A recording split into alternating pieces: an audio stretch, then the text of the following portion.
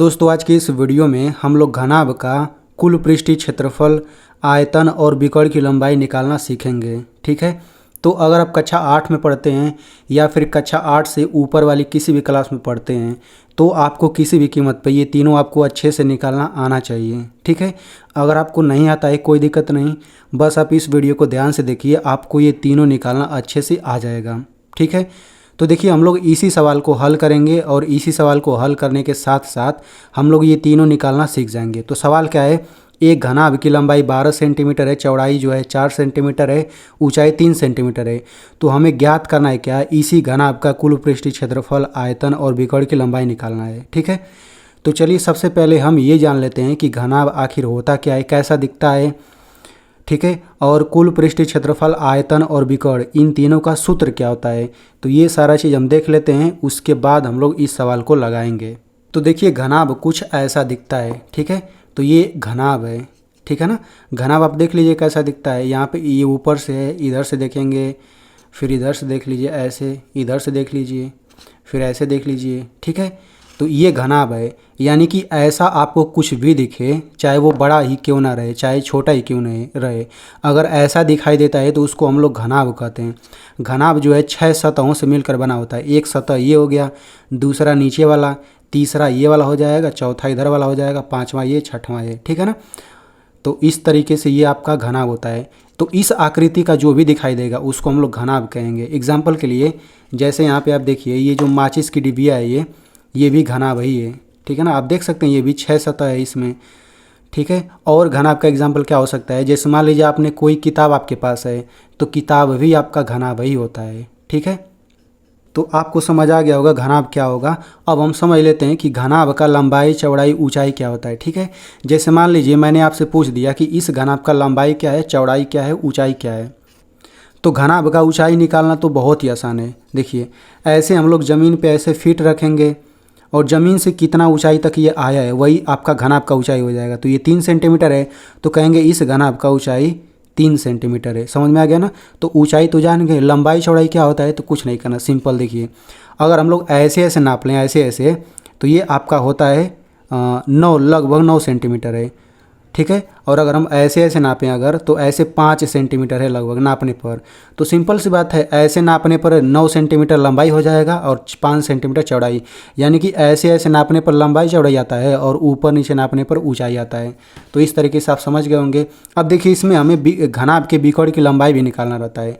तो घनाभ का विकर्ण क्या होता है ये आपको समझना बहुत ही ज़रूरी है। ठीक है, अब देखिए जैसे मान लीजिए यहाँ पे घनाभ है, इस घनाभ को थोड़ा हम अंदर से देख लेते हैं। तो देखिए इस घनाभ में इस वाले कोने से, नीचे वाले कोने से लेकर के इस वाले कोने के बीच में मैंने रेखा खींच दिया, यही रेखा है।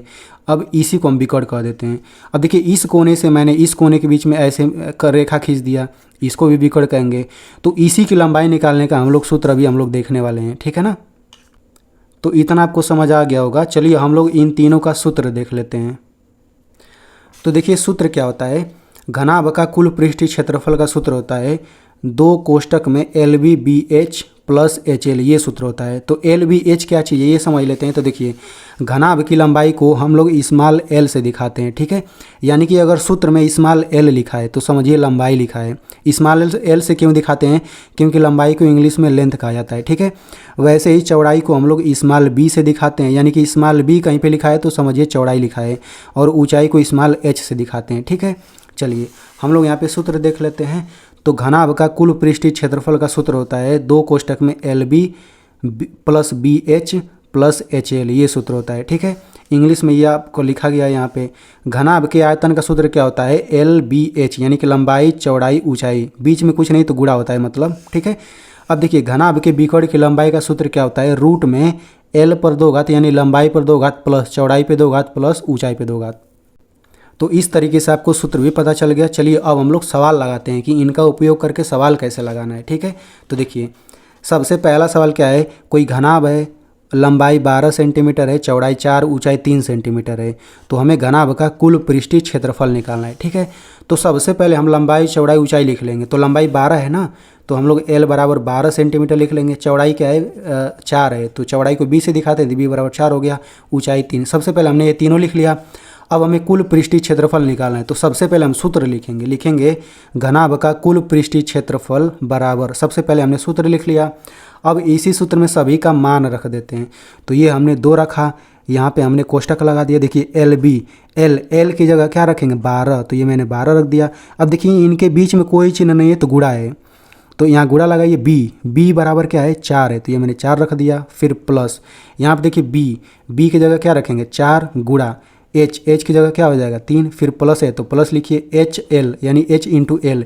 एच क्या है 3 है, फिर गुणा एल क्या है एल यहाँ पे देखिए दिया गया है 12, तो ये हमने 12 रख लिया। अब यहाँ पे ये 2 हम बाहर लिख लेंगे, सबसे पहले गुणा करेंगे तो 12 चौक 48 हो गया, प्लस 4 तियाँ 12 हो गया, प्लस ये हो जाएगा 12 तियाँ 36। सबसे पहले हमें गुणा करना है फिर हमें जोड़ना है, तो ये हो जाएगा 2 कोष्टक में। अब इन तीनों को जोड़ लीजिए तो 6 2 8 8 8 16 के 6 हासिल 1, तो 3 1 4 5 4 9, ये हो जाएगा 96। ठीक है। अब यहाँ पे देखिए कोष्टक हो गया, यहाँ 2 है, बीच में कुछ नहीं तो गुणा होगा, तो 2 का गुणा करिए तो 2 छक्का 12 2 9 18 1 19, यानी कि घनाभ का कुल पृष्ठीय क्षेत्रफल इतना आ गया। अब इसी को आंसर ना बोलिए, यहाँ पे देखिए लंबाई चौड़ाई ऊंचाई सेम ही है ना, तो वही सेम ही यहाँ पे लिखिए यानी सेंटीमीटर। ठीक है। अब यहाँ पे हम 2 घात लगा देंगे। क्षेत्रफल आप किसी भी चीज़ का निकालें हमेशा यहाँ पे 2 घात ज़रूर लगाएंगे, समझ में आ गया ना। अगर यही मीटर मीटर मीटर रहता तो यहाँ पे मीटर लिखते हैं और यहाँ पे 2 घात ऊपर ज़रूर लगाते हैं। अब देखिए हम सेमी पर 2 घात लिखें या इसी चीज़ को हम लोग बोल देते हैं वर्ग सेमी भी बोल सकते हैं, 2 घात को हम वर्ग बोलते हैं। तो हम लोग इसका आंसर 192 वर्ग सेमी भी बोल सकते हैं या 192 सेंटीमीटर स्क्वायर ये भी बोल सकते हैं। ठीक है। चलिए इतना आप लोग निकालना सीख गए। अब हम लोग क्या निकालेंगे, अब हम लोग घनाभ का आयतन निकालेंगे। ठीक है। तो घनाभ का आयतन यहाँ पे निकाल लेते हैं। ठीक है। तो देखिए हमने सबसे पहले एल बराबर 12 लिख लिया और बी बराबर 4 एच बराबर ये। अब घनाभ का आयतन निकालना है तो हम लोग सबसे पहले सूत्र लिख लेंगे। तो घनाभ का आयतन बराबर होता है एल बी एच, इनके बीच में कुछ नहीं तो गुणा लगा लेते हैं। एल बराबर क्या हो जाएगा 12, फिर गुणा बी बराबर क्या हो जाएगा 4, फिर गुणा एच बराबर क्या हो जाएगा 3। अब इन तीनों संख्याओं का गुणा कर लीजिए, तो 12 और 4 का गुणा करेंगे 12 चौक 48, फिर गुणा 3। अब गुणा करिए तो 3 8 24, 3 चौक 12 2 14 हो गया। ठीक है ना, ये 8 है। तो अब देखिए इतना ही आंसर नहीं हो जाएगा, ये सेम ही है ना, तो वही सेम ही यहाँ पे लिखिए। अब यहाँ पे हम ऊपर 3 घात लिखेंगे। आयतन आप किसी भी चीज़ का निकालेंगे हमेशा 3 घात लिखेंगे। अब इसको 3 घात लिखिए या फिर ऐसे भी लिख सकते हैं घन सेमी भी लिख सकते हैं, यानी 3 घात को हम लोग घन भी बोलते हैं। समझ में आ गया ना। तो आप घन का आयतन बोल सकते हैं 144 सेंटीमीटर क्यूब या फिर 144 घन सेमी, ये भी आप बोल सकते हैं। ठीक है। चलिए अब हम लोग बिकॉर्ड की लंबाई निकालते हैं। ठीक है। तो सबसे पहले हम लोग यहाँ पे सूत्र लिख लेंगे। अब हम क्या करेंगे, ये हम लोग रूट लगाएंगे। लंबाई एल लंबाई है ना, तो लंबाई क्या है 12, तो यहाँ लंबाई पर 2 घात है तो हम लोग लंबाई 12 है तो 12 पे 2 घात लिखेंगे, प्लस चौड़ाई पे 2 घात, तो चौड़ाई क्या है चौड़ाई 4 है तो हम 4 पे 2 घात लिखेंगे, ये हो जाएगा 4 पर 2 घात, फिर प्लस ऊंचाई पे 2 घात। ऊंचाई क्या है, ऊंचाई देखिए है 3, तो हम लोग यहाँ पे लिख लेते हैं 3 पर 2 घात। इसी को ज़रा आगे हल करिए तो ये हो जाएगा रूट 12 पर 2 घात, यानी कि 12 का 2 बार गुणा करिए, 12 गुणे 12, इसका गुणा करेंगे 144 आ जाएगा, प्लस 4 पर 2 घात है यानी कि 4 गुणे 4 करिए तो 4 चौको 16 होता है, प्लस 3 पर 2 घात है यानी 3 3 9 हो जाएगा। ठीक है। अब हम इन तीनों को जोड़ लेते हैं, तो ये हम लोग लिखेंगे रूट, जोड़िए तो 9 6 15 15 4 19 के 9 हासिल 1 1 1 2 2 4 6 हो गया, फिर ये 1 हो गया। तो यहाँ तक तो सभी लोग आ जाएंगे। इसके बाद आपको क्या करना है, देखिए इस रूट का मतलब होता है वर्गमूल, यानी कि अब आपको 169 का वर्गमूल निकालना है। ठीक है।